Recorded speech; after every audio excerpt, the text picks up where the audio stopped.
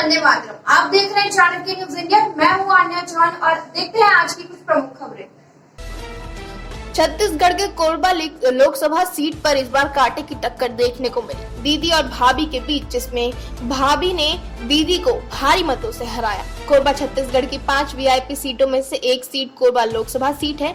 कोरबा में ईवीएम के वोटों की गिनती शुरुआती रुझानों में कांग्रेस प्रत्याशी ज्योत्सना महंत के मतों में आगे चल रही थी, वहीं बीजेपी प्रत्याशी सरोज पांडे पीछे चल रही थी। कोरबा लोकसभा में कुल 16,18,437 मतदाता हैं, जो कि पिछले चुनाव के मुकाबले 1,09,597 अधिक हैं।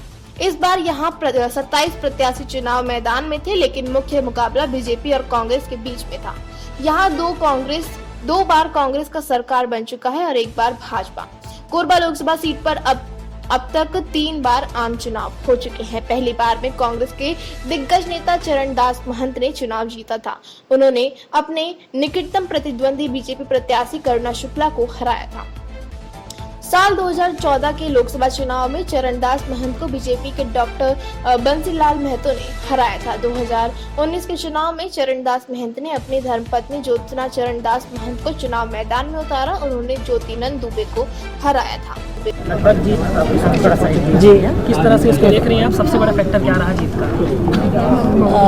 जीत का फैक्टर तो यहाँ पर प्रियंका जी भी आई, राहुल जी भी आए, हमारी कांग्रेस का है, मोहन जी का है। दूसरा, हमारी जो घोषणाएं थी, ये बात अलग है कि और जगह नहीं उनका चला, लेकिन मेरे यहाँ चला। मेरा काम भी लोगों ने पसंद किया। मुझे भी इस बात की खुशी है कि उन्होंने मुझे चयनित किया।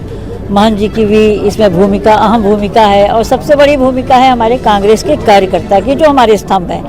और निश्चित रूप से ये जीत मैं कांग्रेस कार्यकर्ताओं को समर्पित करती हूँ, मोहन जी को समर्पित करती हूँ और अपने परिवार को। मैडम, अमित शाह भी यहाँ है, योगी जी की भी सभा हुई, लेकिन कांग्रेस से कोई बड़ा चेहरा सिर्फ चेन्नई में ही आई। किस तरह से इस जीत की आप लोगों ने?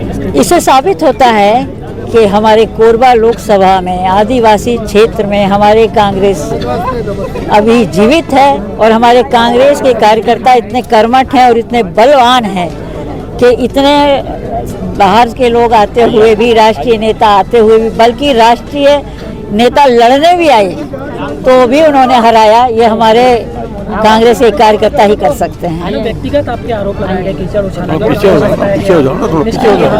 देखिए, उन्होंने तो कभी पपेट कहा, कभी उन्होंने लापता कहा, कभी निष्क्रिय कहा, और अमित शाह जी तो ये तक कहेगा कि इनको हमने कभी देखा ही नहीं।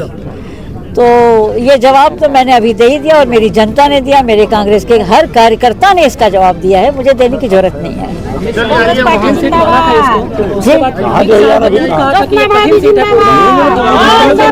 इससे साबित होता है कि जब उन्होंने ही हार मान ली थी, इसका मतलब जो हमारे पे आरोप लगा रहे थे वो बिल्कुल ही गलत थे, और ये हमारे कांग्रेस के कार्यकर्ताओं ने उनको जो दिखाना था रास्ता, वो दिखा चुके हैं। मोहन जी पर एफआईआर भी दर्ज कर दिया गया था इस बीच। ऐसे में ये जीत कितनी मायने रखती है आपके लिए?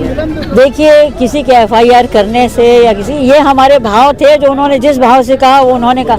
ये लोग किसी भी तरीके से कांग्रेसियों को, गांधी परिवार को, प्रत्याशियों को, जब इनके पास कोई मुद्दा, इनके पास मुद्दा क्या था लड़ने का, बताइए ना। हमारे पास तो कई मुद्दे थे, महंगाई था, बेरोजगारी था, इनके पास क्या मुद्दा था? इनके पास सिवा कांग्रेस को कोसने की और कोई मुद्दा नहीं था। तो ये यही करते हैं। एक ही सीट आप आई, फिर भी छत्तीसगढ़ में पूर्व मुख्यमंत्री, पूर्व गृह मंत्री की हार हो गई, सिर्फ आप ही जीत पाई। इसका तो मैं धन्यवाद मतदाताओं को देती हूँ, कार्यकर्ताओं को देती हूँ, और ऊपर वाले की कृपा मेरे पर रही। मोहन जी ने जो यहाँ पे पहले भी काम किया, ये उनकी भी कृपा रही, और हमारे मतदाताओं का आशीर्वाद मुझे मिला। मोहन जी की जीत है, बिल्कुल है। पति पत्नी एक होते हैं, चाहे उनके चुनाव में मैंने काम किया, उन्होंने मेरे चुनाव में काम किया।